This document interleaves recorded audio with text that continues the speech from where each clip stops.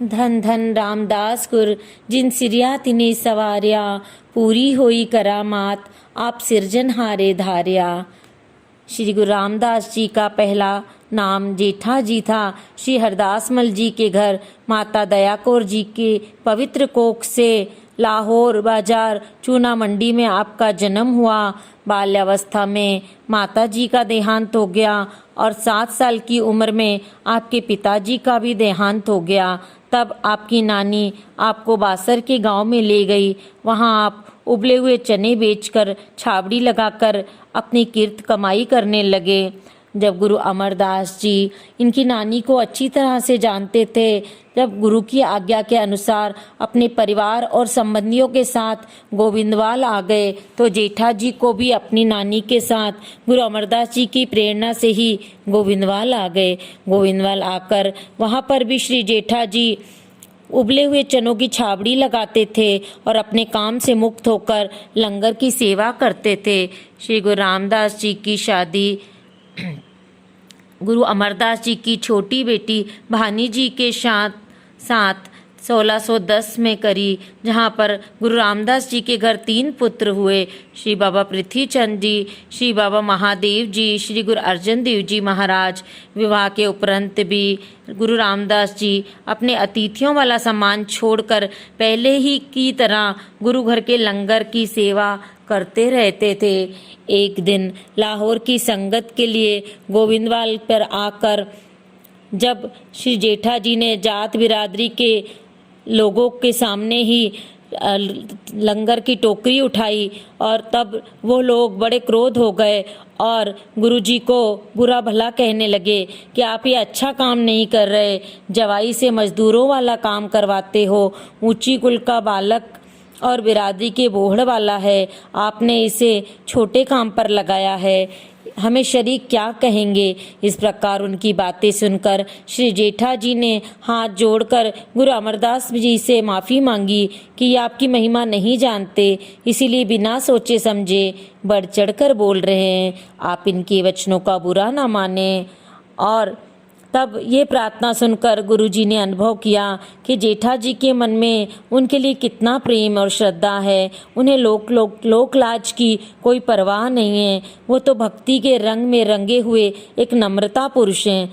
फिर गुरुजी ने उन लोगों को कहा कि जेठा जी के सिर पर मिट्टी की टोकरी नहीं है, ये तो जगत का छत्र है, ये आपकी कुल को उजागर करने वाला होगा। ऐसा बात सुनकर गुरुजी के सम्मान में शरीक चुप करके रह गए और लंगर छककर चले गए। जब श्री गुरु अमरदास जी ने बाउली के शुभ उद्घाटन के समय जाति भेद मिटाकर शूद्र वेद और सभी को एक पंक्ति में बिठाकर भोजन बांटा, तो ये बात की चर्चा गांव-गांव में होने लगी कि गुरुजी ने मर्यादा को तोड़कर ये काम किया है। अगर इन्हें ना रोका गया तो क्षत्रिय धर्म मिट जाएगा और कोई ब्राह्मणों को मानने वाला नहीं रहेगा। ये बात जब बादशाह अकबर के पास पहुंची, तब बादशाह अकबर का बुलावा गुरु अमरदास जी को आ गया।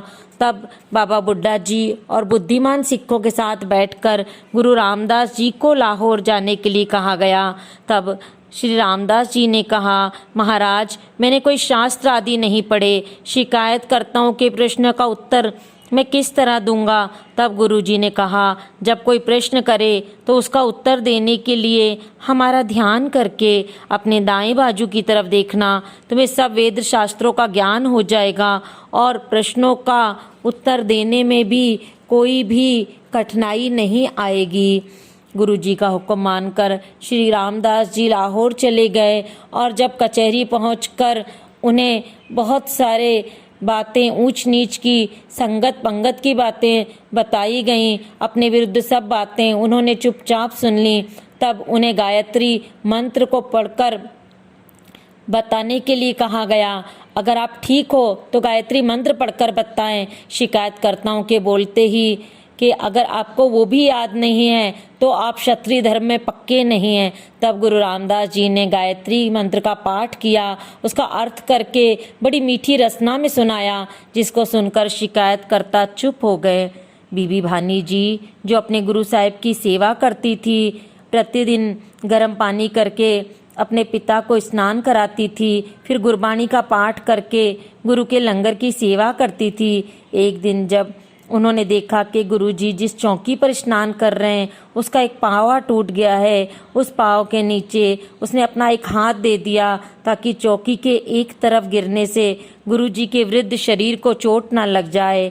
हाथ पावे के नीचे देने से बीबी भानी का हाथ जख्मी हो गया और उस पर से खून बहने लगा। तब गुरुजी ने स्नान करने के बाद देखा उनके हाथ से खून बह रहा है, तो आपने कारण पूछा तो बीबी जी ने सारी बात बताई। ये सुनकर गुरुजी ने प्रसन्न होकर आशीर्वाद दिया कि संसार में आपका वंश बहुत बढ़ेगा और सारा संसार पूजा करेगा। गुरु अमरदास जी की 2 पुत्रियां थीं, बड़ी बीबी दानी और छोटी बीबी भानी। बीबी दानी जी श्री रामा जी से और बीबी भानी जी जेठा गुरु रामदास जी से विवाहित हुई। बाउली की कार सेवा में संगत के साथ मिलकर दोनों जमाई बढ़ चढ़कर सेवा करते थे, जिसके लिए गुरु साहिब जी दोनों पर खुश थे। उन दोनों में से एक को गुरु गद्दी के योग्य करने के लिए गुरुजी ने एक साधारण सी परीक्षा सोची। एक दिन संध्या समय गुरुजी ने बाउली के पास खड़े होकर रामा को कहा, तुम एक तरफ एक चबूतरा बनाओ जिस तरफ हम बैठकर बाउली की सेवा देखते रहें। फिर बाउली के दूसरी ओर जाकर इसी प्रकार जेठा जी को एक चबूतरा तैयार करने के लिए कहा। दूसरे दिन दोनों श्री रामा और जेठा जी अपने अपने ईंटगारों से चबूतरे बनाने लग गए। सारा दिन काम करके जब दोनों ने चबूतरे तैयार करा लिए तो संध्या के समय आकर गुरुजी ने पहले रामे का चबूतरा देखकर कहा कि ये ठीक नहीं बना। रामे ने कहा, महाराज मैं आपके बताए अनुसार ठीक ही बनाया है, परंतु गुरुजी ने उसको चबूतरा दूसरा बनाने के लिए कहा। फिर गुरु जी ने दूसरी ओर श्री रामदास जी का चबूतरा देखकर कहा, तुम भी हमारी बात नहीं समझे, इसको तोड़कर बनाओ। गुरुजी की आज्ञा सुनकर श्री रामदास जी ने अपना चबूतरा तोड़कर हाथ जोड़कर कहा, महाराज मेरी थोड़ी बुद्धि है, आपकी बात समझ नहीं सका तो फिर से समझा दो। गुरुजी ने छड़ी के साथ लकीर खींचकर कहा, इस तरह का चबूतरा बनाओ। दूसरे दिन फिर जब दोनों ने सुबह से शाम तक चबूतरा बनाया तो संध्या के समय फिर पहले रामे का फिर श्री रामदास जी का चबूतरा देखकर गुरुजी ने कहा, ये ठीक नहीं है, इन्हें गिरा दो और कल फिर बनाओ। रामे ने कहा, मेरा चबूतरा बहुत अच्छा है और मैं इसे गिराना नहीं चाहता। तब गुरुजी ने एक सेवक से चबूतरा गिरवा दिया और रामे को कहा कि कल ध्यान पूर्वक बनाना। मगर रामदास जी ने अपना चबूतरा चुपचाप ही गिरा दिया और कहा, मुझे क्षमा कर दीजिए, मैं भूल गया, आप जी की आज्ञा के अनुसार चबूतरा ठीक नहीं बना सका। गुरुजी ने दोनों को समझाकर चले गए कि चबूतरे इस तरह बनाना। तीसरे दिन जब फिर दोनों ने चबूतरे तैयार कर लिए तो गुरुजी ने फिर रामे का चबूतरा देखकर कहा, तुमने फिर उस तरह का चबूतरा नहीं बनाया जिस तरह का हमने कहा था, इसको गिरा दो। परंतु उसने कहा, मुझसे और अच्छा नहीं बन सकता, आपको याद नहीं रहता, फिर मेरा क्या कसूर है, आप किसी और से बनवा लो। सो रामे का उत्तर सुनकर गुरुजी चुप करके श्री रामदास जी के पास गए। चबूतरा देखकर कहने लगे, ये फिर भी ठीक नहीं बना, आप हमारे समझाने पर भी नहीं समझे। श्री रामदास जी ने हाथ जोड़कर कहा, महाराज मैं अल्प बुद्धि वाला हूँ, आप जी की कृपा के बगैर मुझे समझ नहीं आ सकती। ये सुनकर गुरु रामदास जी बहुत प्रसन्न हुए और रामदास की सेवा मुझे बहुत प्रसन्न है, ये कभी अहंकार नहीं करते और सेवा में ही आनंद लेते हैं, ऐसा कहा। गुरु के महलों का निर्माण करके सरोवर की खुदवाई को आरंभ करा के गुरु रामदास जी गोविंदवाल चले गए और सतगुरु जी को अपने काम का परिचय दिया। ये सुनकर गुरु अमरदास जी प्रसन्न हुए। गोविंदवाल ठहर कर फिर गुरु की लंगर की सेवा में पहले की तरह लग गए। बीबी भानी जी अपने पिता गुरु की सेवा बड़े प्यार और श्रद्धा के साथ करती थी। इनकी सेवा और निष्काम श्रद्धा युक्त भाव को देखकर सतगुरु जी ने सोचा कि श्री रामदास जी को गुरु गद्दी देने का अब समय आ गया है। एक दिन गुरु जी अपने अंतर्ध्यान सिमरन से उठे तो बीबी भानी को कहा, पुत्री श्री रामदास जी की आयु पूरी हो चुकी है, हम आप दोनों की सेवा पर बहुत प्रसन्न हैं, इसलिए हम अपनी बाकी रहती आयु श्री रामदास जी को देकर बैकुंठ धाम को चले जाते हैं। तत्पश्चात श्री रामदास जी को कहा, आपकी प्रेम भक्ति ने मुझे वश में कर लिया। आप में और मुझ में कोई भेद नहीं है। हमारी बाकी की आयु 6 वर्ष 11 महीने 18 दिन आप हमारे आसन पर बैठकर गुरु घर की मर्यादा को चलाना। ये वचन करके गुरुजी ने 5 पैसे और नारियल श्री रामदास जी के आगे रख के गुरु नानक देव जी की गुरु गद्दी की 3 परिक्रमा करके माथा टेक दिया। तदुपरांत अपने दोनों सपुत्रों बाबा मोहन जी और मोहरी जी को बुलाकर सारी संगत के सामने कहा कि आज से गुरु नानक जी की गद्दी के ये मालिक हैं, इन्हीं को माथा टेको। गुरु जी की आज्ञा को मानकर मोहरी जी ने माथा टेका, मगर मोहन जी ने कहा गुरु गद्दी पर हमारा हक है, और यह कहकर माथा नहीं टेका। तत्पश्चात सारी संगत ने भेंट अर्पण करके बारी बारी उठकर श्री गुरु रामदास जी को गुरु मानकर माथा टेका। श्री गुरु रामदास जी जो कि बचपन से ही गुरु रूप थे, जानते थे जो शहंशाही जो तख्त उन्हें मिलने वाला है, लेकिन उन्होंने एक उपदेश दिया सारी संगत को कि जिंदगी में जितने भी कष्ट आए हमें अपनी किर्त कमाई करनी है, कभी किसी का मोहताज नहीं होना है। उबले हुए चनों को बेचकर छापड़ी लगाकर उन्होंने बताया कि किस तरह, यहाँ तक कि लोगों ने उन्हें अनाथ बेसहारा जिसके सिर पे छत नहीं, ना जाने क्या क्या कहा, और हम रुलते फिरते कोई बात ना पूछता से लेकर बैठा सोडी पातशाह रामदास सतगुर कहावे तक का सफ़र जो बताया, उसमें सिखाया गुरुजी ने, गुरु रामदास पातशाह ने, कि सिख को कैसी ज़िंदगी जीनी है। सिख को नाम जपना है, वंड के छकना है, चढ़दी कला में रहना है, और किसी का भी हक नहीं मारना।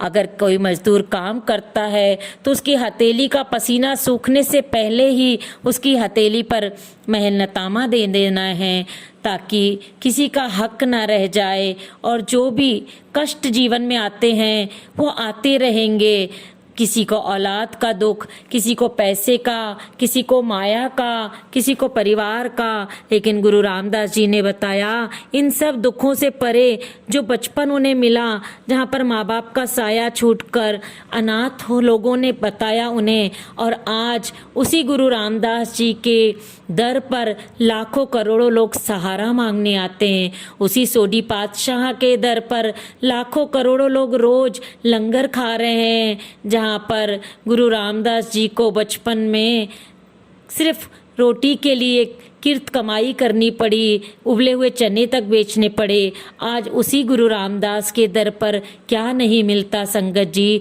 सारी संगत वहाँ आसरा ढूंढने आती है, जिन्हें बचपन में बेआसरा कह दिया गया था। आज उसी रामदास गुरु के दर पर दुनिया भर के लोग आकर लंगर छकते हैं, आसरा ढूंढते हैं।